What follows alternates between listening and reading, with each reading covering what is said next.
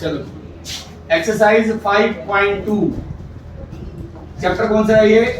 AP. आज करेंगे exercise 5.2। इसमें सबसे पहले जो मेन फॉर्मूला है वो है an is equal to a plus n minus 1 into d। What is a? First term. What is n? Number of term. What is d? Common difference. और an को हम क्या बोलते हैं? Last term. Last term. an is equal to last term, a first term, n number of terms और d is common difference. ठीक है, पूरी की पूरी जो एक्सरसाइज है इधर फोकस करना, पूरी एक्सरसाइज इस फॉर्मूले के ऊपर ही चलेगी। कैसे? अब मैं आपको बताता हूं। मान लो आपके पास एक क्वेश्चन आया 2 4 6 8 up to so on. Type 1 consider कर लो इसे, टाइप 1। टाइप 1 में किस तरह के क्वेश्चन है? ऐसे क्वेश्चन है जब यहां पर हमारे पास एक एपी दी हुई है 2 4 6 8 अप टू सो ऑन, तो कहता है व्हाट इज an, इसकी लास्ट टर्म क्या होगी? व्हाट इज an, इसकी nth टर्म क्या होगी ये बताओ। ये टाइप 1 में कंसीडर हो गया। तो हम क्या करेंगे इसके अंदर, हमने an फाइंड आउट करना है, तो हमने an का फॉर्मूला लगा दिया a plus n minus 1 into d। तो a मेरा कितना है? 2। n पता नहीं, यानी कि n मेरा as it is, minus 1 as it is, और व्हाट इज d? d इज 4 माइनस 2 2। तो d मेरा हो गया 2, तो ये आ गया 2 प्लस 2n माइनस 2। 2 से 2 कैंसिल हो गया, तो an मेरा कितना आ गया? 2n। तो ऐसे क्वेश्चन जिसमें वो आपको एपी दे दे और लास्ट में वो क्या बोले कि व्हाट इज an, an क्या होगा, लास्ट टर्म क्या होगा, तो वो कैसे निकलेगा? जस्ट आपने क्या करना है, फॉर्मूला पुट कर देना है। फॉर्मूले में a की वैल्यू और d की वैल्यू आपने लगानी है, देन आपका आंसर आ जाएगा। क्लियर हो गई बात? Yes sir. सभी को? Yes sir. एक और चीज समझो इसके अंदर, किसी फॉर्मूले से रिलेटेड। अब आपके पास चलेंगे हम एक्सरसाइज इस पे टाइप 2 पे। टाइप 2 में कैसा क्वेश्चन आएगा आपको दे दिया। एक और क्वेश्चन दिखाना मुझे, पूछ रहा है 2 5 8 11 अप टू सो ऑन। कह रहा है कि चेक वेदर, चेक करो कि जो 150 है इस एपी में कहीं आएगा कि नहीं आएगा। चेक वेदर, चेक करो, जैसे 2 आया, 5 आया, 8 आया, 11 आया अप टू सो ऑन, तो कहीं पे 150 आएगा या नहीं आएगा। वो कह रहा है चेक करके बताओ। जैसे 3 नहीं आया, 4 नहीं आया, 5 आया, 6 नहीं आया, 7 नहीं आया, तो ऐसे कह रहा है क्या 150 इसमें आएगा कि नहीं आएगा, आपको ये बताना है इसके अंदर। ठीक है, तो ऐसे क्वेश्चंस कभी भी आए तो आपने क्या करना होता है, हम मान लेते हैं कि आएगा और वो कौन सी टर्म होगी, वो लास्ट टर्म होगी, तो इसको हमने कंसीडर कर लिया an। क्या कंसीडर कर लिया? an हमारा 150 आ गया। क्लियर है? तो an का फॉर्मूला क्या था? a plus n minus 1 into d is equal to 150। What is a? a is 2 plus n minus 1, d कितना है हमारा? 3 इज इक्वल टू 150। तो 2 plus 3n minus 3 is equal to 150। यहाँ पर आ गया 3n minus 1 is equal to 150। तो 3n is equal to 151, तो n आ गया हमारा 151 अपॉन 3।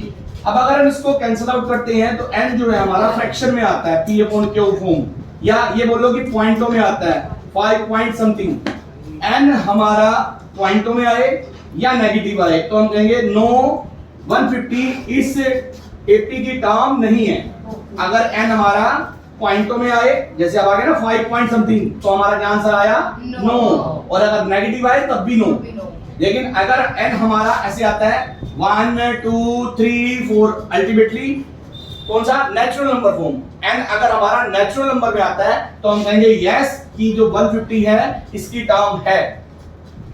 नहीं आई बात आ रही है समझ में? 150 हमने कैसे चेकआउट करना है इसकी टर्म है या नहीं है, हमने उसको कंसीडर कर लिया। an is equal to 150, an की वैल्यू पुट, मतलब फॉर्मूला लगाया, a की d की वैल्यू पुट करी, अल्टीमेटली n निकाला।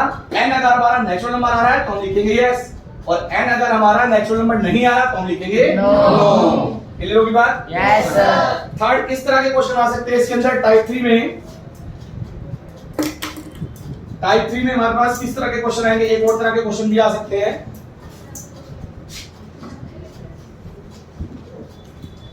जैसे 2, 5, 8 अप टू सो ऑन, और लास्ट में लिखा है 152, लास्ट में लिख दिया 152। अब वो बोल रहा है जैसे ये मेरा फर्स्ट टर्म है, ये मेरी सेकंड टर्म है, ये मेरी थर्ड टर्म है, तो उसी तरह कहता है ये कौन सी टर्म है, ये नहीं पता लग रहा, ये मेरी कौन सी टर्म है, 10वीं 12वीं 15वीं 20वीं, समझ रहे हो मेरी बात, ये कौन सी टर्म होगी। तो ऐसे क्वेश्चन के लिए हम क्या करते हैं, इसको भी हमने 1 मिनट के लिए क्या कंसीडर कर लिया, n, और अगर मैं n निकाल लूं इसके अंदर, n अगर फाइंड आउट कर लूं तो मुझे ये पता लग जाएगा कि ये p की कौन सी टर्म है।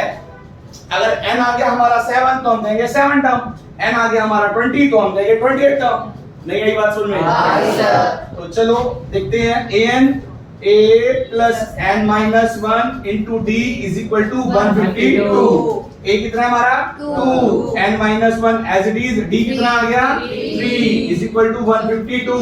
तो 2 plus 3n minus 3 is equal to 152, 3n minus 1 is equal to 152, 3n is equal to 153, then n की वैल्यू आ गई 153 upon 3, कितना आ गया 51, तो n मेरा कितना आ गया 51। दैट मींस कि जो 152 टर्म है ये मेरी कौन सी टर्म है, 3 टर्म है। क्लियर होगी बात? Yes sir. एक क्वेश्चन आएंगे किसमें, टाइप 3 में। क्लियर? Yes sir. चलो टाइप 4 समझे। टाइप 4 में अब कैसे क्वेश्चन आएंगे, किसी को ले लेते हैं हम, किसी क्वेश्चन को कंसीडर कर लेते हैं। Type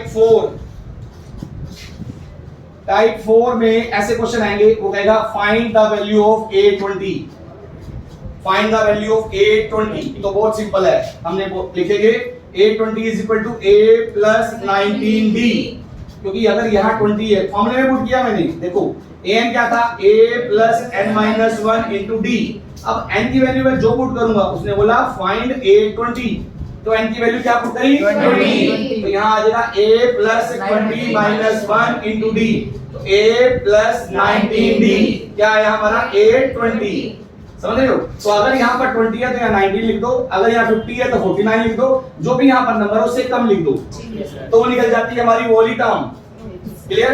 yes sir. तो अब यहाँ पर क्या किया हमने, A20 निकालना है, तो A20 कैसे निकलेगा, A व्हाट इज A 2, 19 का 19, एंड व्हाट इज B 3, तो ये कितना आ गया 2, ये कितना आया 57, तो टोटल कितना आ गया 59, तो हमारा निकल गया A20। ये तो बहुत सिंपल सा हो गया। इसी क्वेश्चन में इसको अगर मोल्ड करना हो तो वो कह रहा है A20 निकालो, बट स्टार्टिंग से नहीं एंड से, पीछे से 20 टर्म क्या होगी, ये तो निकली आगे से, अब वो कह रहा है पीछे से 20 टर्म क्या होगी। तो उसके लिए हम क्या करते हैं, उसके लिए हमने D को चेंज कर देना है। D देखो कैसे चेंज होगा, हमने पूरी सीक्वेंस ही चेंज कर दी, 152 फिर 8 फिर 5 फिर 2, निकालना अभी भी क्या है A20, और A20 का मतलब हो गया A plus 19D। अब व्हाट इज A इज 152, 19 का 19, अब की बार D नेगेटिव हो गया क्योंकि डिक्रीजिंग सीरीज है, 5 minus 8 minus 3, तो ये आ गया 152 माइनस कितना बनेगा 57, और अल्टीमेटली आंसर क्या आया 90, तो ये मेरा आ गया फ्रॉम द लास्ट। तो एक क्वेश्चन ऐसा भी आ सकता है, फ्रॉम द बिगिनिंग 28 टर्म निकालो, फ्रॉम द लास्ट 28 टर्म निकालो। अगर बिगिनिंग कहता है तो वही सीरीज लेके चलो, और अगर एंडिंग कहता है तो लास्ट की सीरीज लेके चलो। क्लियर? Yes sir. ये भी समझ आया? Yes sir. अब आओ टाइप 5 पे। टाइप 5 में किस तरह के क्वेश्चन होंगे, जैसे आपके पास ये बॉक्स बने हुए हैं एनसीईआरटी में, दिखाओ एनसीईआरटी में कुछ क्वेश्चन पे बॉक्स बने हुए हैं।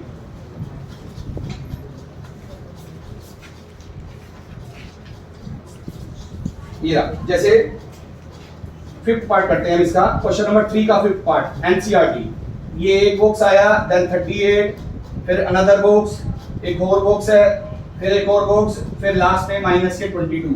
कह रहे ये बॉक्स फिल कर दो। बॉक्स कैसे फिल होंगे, देखना 2 नंबर से गिवन है, तो ये मेरा बनेगा A1 फर्स्ट टर्म, ये 2 A2 A3 A4 A5 A6। Clear है? और यहाँ पर जो A2 है हमारा वो आ गया 38, और जो हमारा A6 है वो आ गया -22। तो A2 का मतलब हो गया A प्लस 1D। अभी समझाया ना? Yes, sir. और A6 का मतलब हो गया A प्लस 5D। अब दोनों में लगा दो elimination method. A plus D is equal to 38, A plus 5D is equal to -22। On subtracting ये कैंसिल हो गया। माइनस के 4D कितना आ गया हमारे पास? इसको टोटल करो कितना आया? 60। तो D की वैल्यू आ गई माइनस की 15। तो आपके पास D निकल के आ गया। ठीक है, अब D से ही ये बॉक्स फिल होंगे। कैसे? D हमारा आ गया माइनस का 15। अब अगर आपने इससे नेक्स्ट टर्म पे जाना है तो D को ऐड कर दो, पिछली टर्म पे आना है तो D को माइनस कर दो। समझ रहे हो? अब फिलहाल मुझे ये वाला बॉक्स फिल करना है, या फिर D ऐड करो D सब्ट्रैक्ट करो। एक और मेथड भी है, क्या कि आपको ये क्या दिया हुआ है A3, यानी कि आपको क्या निकालना है A3, और A3 का मतलब होता है A प्लस 2D। आपको क्या निकालना है A4, और A4 का मतलब क्या होता है A प्लस 3D। तो आप A की और D की वैल्यू पुट कर दो। समझ रहे हो? लेकिन आपको अभी तक क्या किसकी वैल्यू पता है? सिर्फ D की। अभी आपने क्या फाइंड आउट करना है? A। तो इसमें पुट करके पहले A की वैल्यू फाइंड आउट करो। A plus D is equal to 38। तो A minus 15 is equal to 38। Then A की वैल्यू आ गई 38 प्लस 15, और A की वैल्यू कितनी आ गई? 53। तो आपको A पता लग गया, आपको D पता लग गया, आप उसमें पुट कर दो तो ये सारी वैल्यूज निकल जाएगी। क्लियर है? Yes, sir. 5.2 पूरी की पूरी एक्सरसाइज कंप्लीट होगी। इसके अंदर सारे क्वेश्चन ऐसे हैं।